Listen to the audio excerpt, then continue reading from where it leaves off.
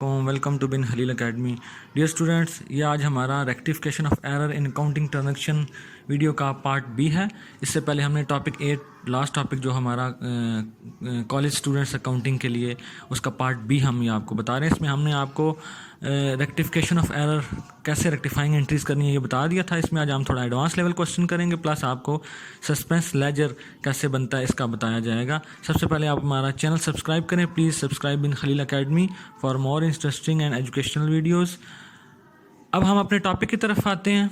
तो इसमें वही पुराना तरीका जिस तरह पिछली वीडियो में आपको बताया गया था कि इसमें करेक्ट एंट्री सोचनी होती है, फिर रॉन्ग एंट्री देखेंगे क्या रॉन्ग एंट्री हुई है, और इन दोनों को देख के फिर हमें रेक्टिफाइंग एंट्री पास करनी पड़ती है। अब हम अपने क्वेश्चन की तरफ आते हैं। एडवांस लेवल का ये क्वेश्चन है, इसमें हमने सस्पेंस लेजर भी बनाना होगा। इस क्वेश्चन के अंदर उसने बताया कि आपको ट्रायल बैलेंस का बैलेंस दिया गया है, बुक कीपर ने 800 का उसके पास एक्सेस डेबिट बैलेंस है, बाकी उसकी ये ट्रांजेक्शन है जिनके अंदर कुछ एरर्स हैं, तो हमने इनको रेक्टिफाई करना है एंड सस्पेंस अकाउंट बनाना है। अब सबसे पहले हम आइटम नंबर 1 पे आएंगे। Sale account ₹5,900 was posted to sale account as 9,500, यानी सेल अकाउंट के अंदर जो अमाउंट डाली गई है वो एक्स्ट्रा है, ओवरकास्टेड है। इसको अब हमने कैसे रेक्टिफाई करना है? सबसे पहले करेक्ट एंट्री सेल्स की होती है cash to sale, cash debit sale credit. Wrong entry इसके अंदर नहीं हुई, जस्ट अमाउंट ओवरकास्ट हुई है, तो वही एंट्री हम ठीक करेंगे। ऑपोजिट कंट्रास्ट में हम एंट्री करेंगे। सेल अकाउंट जो हमारा डेबिट क्रेडिट होना चाहिए था, ठीक है, वो एक्स्ट्रा क्रेडिट हो गया, तो अब उसको ठीक करने के लिए हम उसको डेबिट करेंगे और सस्पेंस के अगेंस्ट।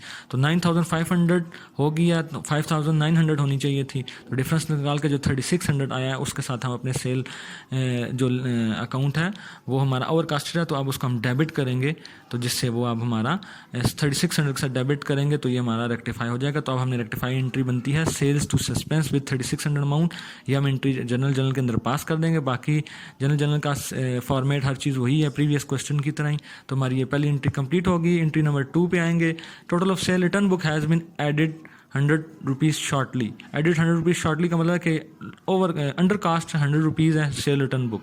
तो entry correct entry sale return to cash होती है, रॉन्ग एंट्री नहीं हुई। सेल जो है वो sale return book undercast है, तो अंडर कास्ट के केस में वही एंट्री अगेन करते हैं, मजीद अमाउंट जो अंडर कास्ट होती है उसको ऐड करते हैं, तो सेल रिटर्न टू कैश बनती है। तो हम इसको रेक्टिफाइंग एंट्री ₹100 के साथ सेल रिटर्न टू सस्पेंस करेंगे। तो रेक्टिफाइंग एंट्री हम अपने जर्नल के अंदर डाल देंगे, सेल रिटर्न टू सस्पेंस, और इसकी नरेशन लिखेंगे being the cell return less added now rectified.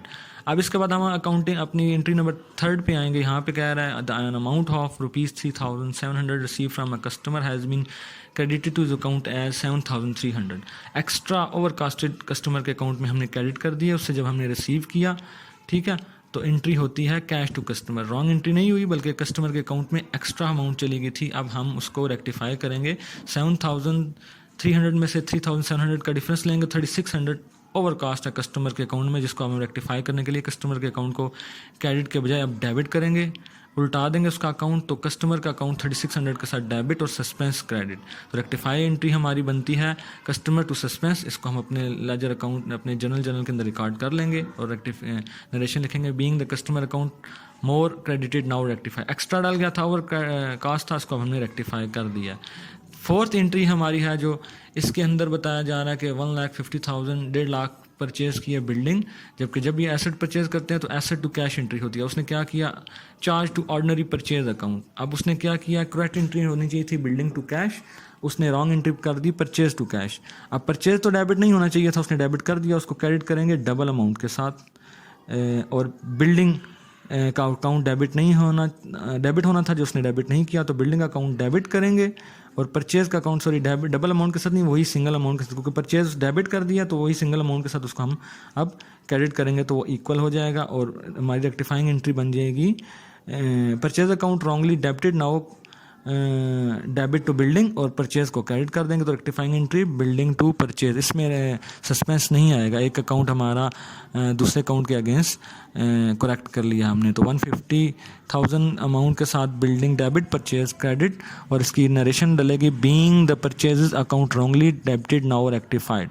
Entry number 5 क्या कह रहा है, sum of 9,500 written off from building account as depreciation has not been posted to depreciation account. depreciation हुई है building के अंदर से 9500 की बार उसकी वो कह रहा है कि एंट्री पोस्ट नहीं हुई, omitted to post, भूल गया वो एंट्री करना। तो अब एंट्री बनती है depreciation to building, तो बिल्डिंग का अकाउंट तो उसने नहीं बताया, उसको नहीं छेड़ा, वो ठीक है। सिर्फ depreciation की जो एंट्री है वो omit कर गया, तो depreciation की एंट्री कर देंगे। depreciation to building के बजाय अब depreciation to suspense होगा, अदर अकाउंट suspense डलेगा क्रेडिट में, बिल्डिंग नहीं, क्योंकि बिल्डिंग करेक्ट हो चुकी है। उसने सिर्फ यही हमें क्वेश्चन में बताया कि डेप्रिसिएशन की अमाउंट ओमिट हुई है, तो डेप्रिसिएशन टू सस्पेंस हम करेंगे, तो only depreciation on building account omitted to record, now debited against suspense account. तो ये रेक्टिफाइंग एंट्री हम अपने जनरल के अंदर पोस्ट कर देंगे और नरेशन लिखेंगे being the depreciation expense not posted now rectified. Last entry इसके अंदर हम अमाउंट रिसीव किया, डेटर से 9700 has been debited to his account as 7900। ठीक है, अब क्या हुआ, एक तो उसके अकाउंट से हमने रिसीव किए हैं, तो कैश टू डेटर एंट्री हमारी करेक्ट होनी चाहिए थी। उसने एंट्री एक तो उलट कर दी, रॉन्ग एंट्री किया उसने। डेबिटर टू कैश, डेटर को उसने डेबिट कर दिया और एक्स्ट्रा अमाउंट के साथ डेबिट किया, तो ये वही परचेज की तरह का ही केस है। एक तो उसने रॉन्ग किया डेटर को और एक्स्ट्रा ऐड कर दिया। तो अब हम क्या करेंगे, जो हमारा डेटर अकाउंट क्रेडिट होना चाहिए था उसको क्रेडिट करेंगे, ओरिजिनल अमाउंट जो 9700 और जो रॉन्ग अमाउंट उसने 7900, दोनों अमाउंट्स को ऐड करेंगे, तो 17600 के साथ हम अपने डेटर को क्रेडिट करेंगे सस्पेंस के अगेंस्ट, क्योंकि कैश का लेजर ठीक पोस्ट हुआ है, एंट्री ठीक हुई है, सिर्फ डेटर का मसला है। तो डेटर में हम एक तो उसने जो रॉन्ग डेबिट किया था 9700 वो, और जो क्रेडिट करना था वो, दोनों अमाउंट प्लस करके debtors account wrongly debited and overcasted now rectified with original amount plus difference. तो डिफरेंस और ओरिजिनल अमाउंट के साथ प्लस करके डेटर अकाउंट को नाउ क्रेडिटेड बाय 17600। तो ये रेक्टिफाइंग एंट्री हम अपने जर्नल के अंदर पोस्ट कर देंगे और नरेशन लिखेंगे being the debtor account wrongly debited now rectified. अब हम अपने आते हैं, ये हमारा कंप्लीट हो चुका है जनरल एंट्रीज। अब हम अपने सस्पेंस अकाउंट की तरफ आएंगे। तो ये सिंपल टी अकाउंट होता है लेजर अकाउंट सस्पेंस का।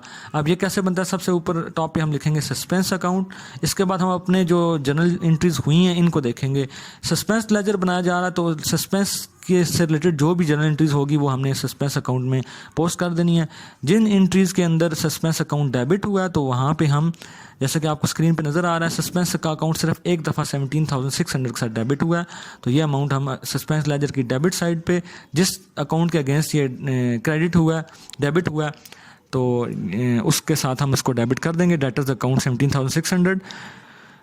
अब हम क्रेडिट साइड देखेंगे। क्रेडिट साइड पे 4 अमाउंट्स के साथ 4 एंट्रीज़ के अंदर सस्पेंस अकाउंट क्रेडिट हुआ है, जिनमें पहला है sales account, second sale return account, customer account and building account. 4 accounts, depreciation account, 4 accounts के अंदर ये आप हमारी एंट्रीज़ जो सस्पेंस है वो जो है वो क्रेडिट हुई है। तो अब हम इसको 4 टाइम्स डिफरेंट अमाउंट जहाँ क्रेडिट हुई हैं उसके साथ क्रेडिट करेंगे। लेकिन उससे पहले हमारे पास अगर कोई क्वेश्चन के अंदर बैलेंस मौजूद है सस्पेंस का, ट्रायल बैलेंस को बैलेंसिंग करते हुए, तो वो भी ऐड करेंगे। जैसे कि यहाँ बताया जा रहा है बैलेंस ब्रॉट डाउन 800, क्वेश्चन के अंदर स्क्रीन के ऊपर आपको नजर आ रहा है, क्वेश्चन के अंदर स्टार्टिंग में उसने दिया हुआ था 800 एक्सेस डेबिट बैलेंस। तो कभी कभार क्वेश्चन के अंदर अगर ये दिया हो तो हम बैलेंस में डाल देंगे, ना दिया हो तो डायरेक्ट जो एंट्रीज बनती है वो पोस्ट करेंगे। अगर ये दिया है डेबिट या क्रेडिट साइड का बैलेंस तो हम पोस्ट करते हैं। अब यहाँ पे उसने एक्सेस डेबिट बैलेंस बताया है, मींस डेबिट ज़्यादा है, तो हम क्रेडिट पे इसको हम पोस्ट कर देंगे 800 पोस्ट करने के बाद जो 4 अकाउंट अभी आपको बताए गए थे क्रेडिट साइड पे, सेल से रिटर्न, कस्टमर डेप्रिसिएशन की अमाउंट्स क्रेडिट साइड पे, उन्हीं के अकाउंट्स के अगेंस्ट सस्पेंस अकाउंट के अंदर ऐड करेंगे और लास्ट पे आप दोनों साइडों का डेबिट और क्रेडिट बैलेंस टोटल करेंगे तो हमारा ये इक्वल आना चाहिए। तो ये हमारा सस्पेंस अकाउंट कंप्लीट हो गया। सम टाइम जो एंट्रीज रॉन्ग हुई होती हैं हमारे क्वेश्चन के अंदर, तो उनको हम रेक्टिफाई कैसे करते हैं ये आपको तरीका बता दिया गया। और जब कैश से रिलेटेड एंट्रीज हों तो कैश का, क्योंकि लेजर क्लोज हो चुका होता है तो कैश में हम मजीद चेंजिंग नहीं कर सकते, इस वजह से हमारा ये सस्पेंस अकाउंट बनता है। तो सस्पेंस में हम अपने कैश को सेटल करके और एज अ सस्पेंस का न्यू लेजर अपने बना के और इसकी जो बैलेंस होता है वो हम अपना ट्रायल बैलेंस के अंदर दोबारा पोस्ट कर देते हो। तो स्टूडेंट्स ये हमारा क्वेश्चन यहाँ पे कंप्लीट हो चुका है।